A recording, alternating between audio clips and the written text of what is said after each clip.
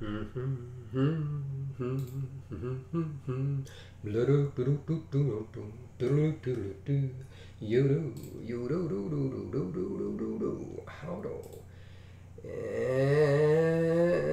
is it there? That's the question.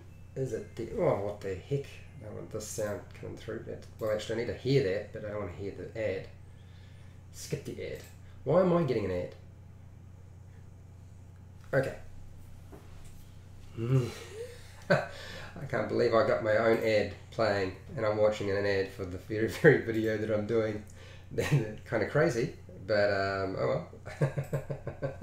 Just checking to make sure the microphone is not doing anything weird this time. Okay, good. It's working alright. Okay, so we'll go back. Transition screen. Okay, cool. I don't want a repeat of last time where you guys got reverberation right through the middle of the video, which was sort of a bit stink actually. I wasn't very happy about that. So as always, I will answer questions near the end, but put your questions up in the chat because this is going to be about improving legendary monsters or simply running your legendary monsters to a certain degree, but I thought trying to improve them would be more suitable as a video topic. So let's get started. Hi, welcome to How to D&D. My name is Fred Wheeler and today I want to talk about Dungeons & Dragons 5e, and in particular this is a Dungeon Master tip and improving your legendary monsters. Now I will assume that most people have a fair idea of how to run their legendary monsters. There's a raft of them, and the solution is not always to make your Tarrasque flying. It's not necessarily game over because you can still shoot the balloon and then there's no flying Tarrasque and then the Tarrasque lands. So my suggestion to you is don't rely on just one factor for improving your legendary monsters. You do need to stick with the basics. So you need to understand how to use your monster and how the legendary monster works before you try to improve it. I would suggest working on getting it right first. So you want to run an epic battle, and so you decide, I'm going to use a legendary monster. So where do we go? We go to the one place we look for anything, and that is going to be the monster manual. We'll open up the monster manual. There's a whole bunch of monsters in there that are listed as legendary monsters or creatures, and there's a bunch of monsters that you can turn into legendary monsters or creatures if you so desire. Now some of the legendary monsters don't come across that climactic, and this can be a bit of a problem because you don't want your battle with a legendary monster to sort of come across as being a bit of a cakewalk, and this can tend to happen at higher levels. I find this quite often where you decide, okay, I'm going to crack into this and it's going to be really cool and everybody's going to be excited, and really it takes them half a round or 2 rounds and it really just gets absolutely pummeled. And the Tarrasque is a good example of, you know, if they are set up the right way, they can take it down very, very quickly, and if they avoid using magic of a certain level, then of course then they're fine. So they'll open up with their really high level spells. And this has happened to me quite a lot, where I've tried to run a legendary creature and it's just got absolutely railroaded. So one of the things I will say is you do need to understand the tactics for your monster. So if you're not completely sure about them, then go and ask some questions, see what other dungeon masters are doing, and figure out how your monster should operate. Now dragons, I will always say, if it comes to tactics with a dragon, it should never be on the ground. It should always be flying. And I know, well, hang on Fred, there's a bunch of things it can do as legendary actions, like use detect, you know, wisdom check, or tail attack, so it needs to be reasonably close to do a tail attack, or a wing attack. Now there's no reason why you can't fly or strafe the group with a dragon and use your tail attack.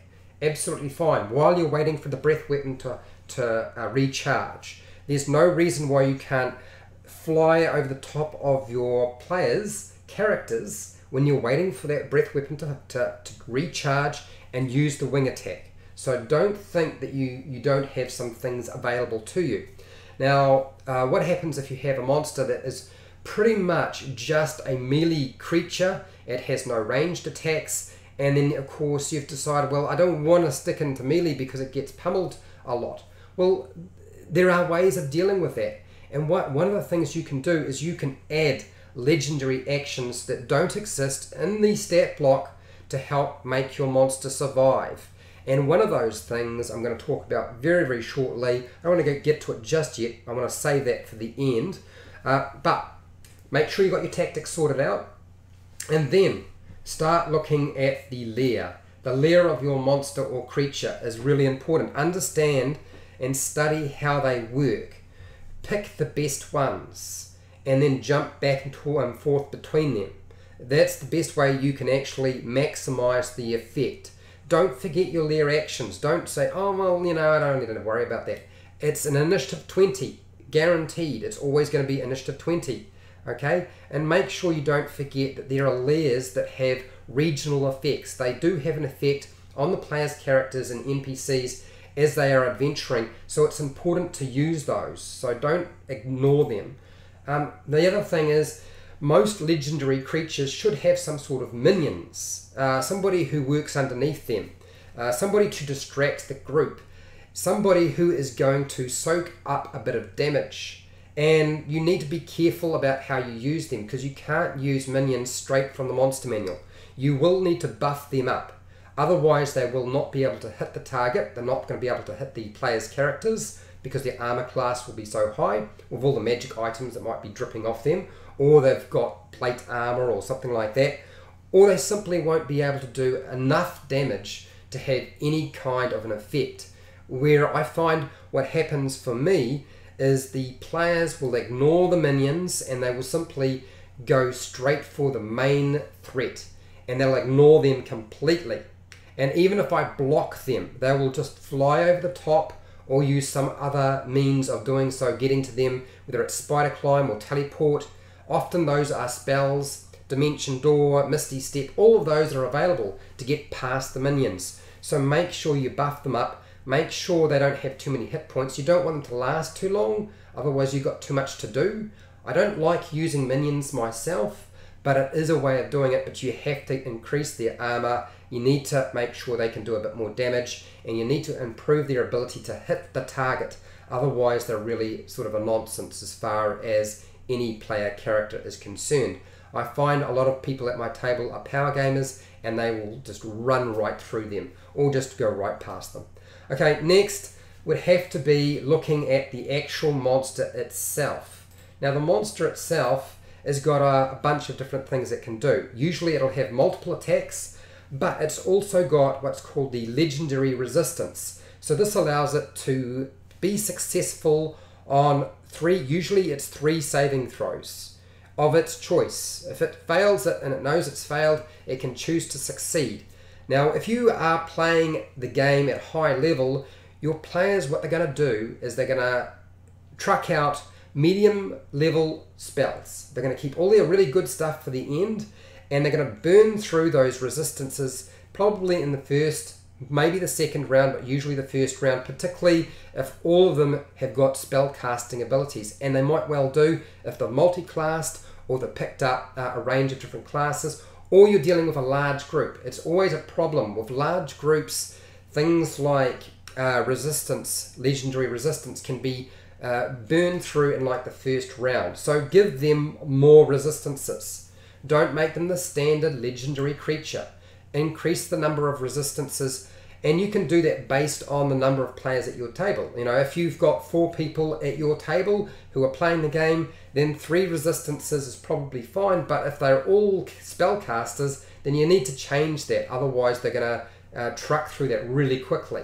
If you've got 6 or 7 players, then maybe you want to increase that. I would go with, if you've got 6 players, make sure it's got 5 legendary resistances. If you've got 7 players, give it 6 legendary resistances, and this will stop it from getting absolutely pummeled in the first or second round.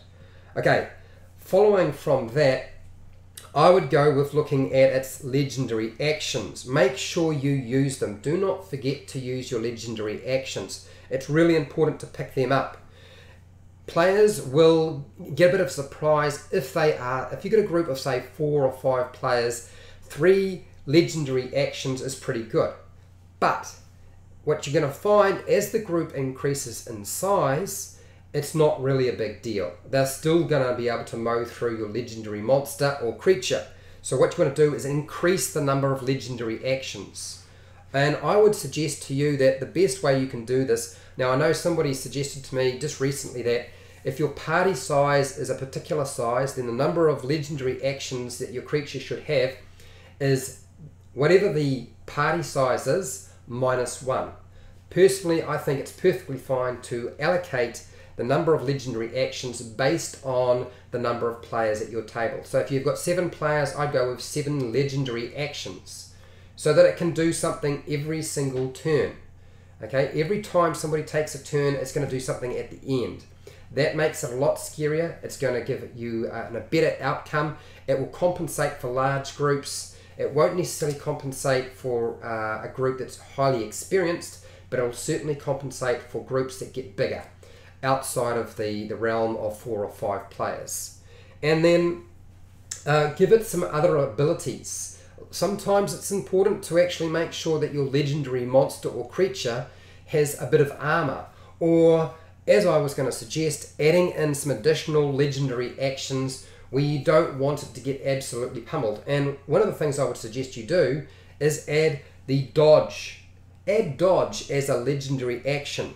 Now it states here on your stat block for your monster manual, for each monster, it states usually between 2 or 3 legendary actions that it can take, which is fine. But what I would suggest to you is still use the standard actions that you can use and treat it as an action. So whether that be disengage, whether that be dodge, all of those are things that you could build into your legendary creature or monster to make it survive, particularly with something like Trask, and it takes the dodge action. And that'll make it harder for them to hit that target. Really important, otherwise Trasks tend to get crumpled pretty quickly. Look, that is the gist of it. I think that sort of covers all the things I wanted to talk about. I do want to talk with you about any questions you might have regarding improving your legendary monsters and making them more effective in combat. But if you found this video helpful or informative, please share and like the video. I'm going to start answering questions in the chat for those people who want to ask questions. If you've got any questions, you can ask those questions in the comments section if you like. If you want to support my channel, then watching more of my videos is really helpful. I don't do Patreon, but down in the description there are affiliate links where I get a small commission when you buy stuff online and you pay exactly the same price, which is really helpful to me. And hey, till next time, keep rolling those 20s. Okay, so I'm not gone, I am still here, and for those of people who do actually want to ask some questions, I am going to make myself available to do so. Just make sure everything is working correctly. Hi Lego, are you still in the room? I don't know. Yeah, welcome to the stream. So yeah, that was my presentation on how to improve your legendary creature or monster. I realize that it's not necessarily going to cover everything that you need. Sometimes you need to sort of play around with these things. It's really up to you how you do this. I don't think that I could add anything more. My personal opinion is when it comes to using a legendary monster, it's important to understand tactics. Often that can be the difference between success and failure with anything that is supposed to be legendary. Because, you know, it's really hard to make legendary monsters always come across as being solo creatures, and it's very hard to make a solo creature exciting and useful. Hi Joseph, how's it going? Yeah, there's not too much up. We've pretty much finished, and I'm just sort of answering questions before I go. But yeah, when it comes to solo creatures, you do need to sort of break the rules a little bit in terms of how the monster manual has laid them out, because otherwise they're not very effective. It is always important to remember to use your tactics correctly, to use your lair actions to make sure you have the regional effect in place. to make sure that you have minions to sort of soak up a bit of damage and cause a bit of a distraction. And also, don't run the monsters exactly as they are in the monster manual. Make some alterations. Be a little bit creative about how they should work so that you can keep them alive a little bit longer. It's just a suggestion from me. And you don't have to do it this way. You can do it however you like. Now, there don't seem to be any questions, so I think this is probably a good point to stop and finish up for today. It's a pretty quick stream, but that's fine. A lot of my streams have been pretty quick recently. So, we will say bye, and I'll see you later, and you guys have a good day.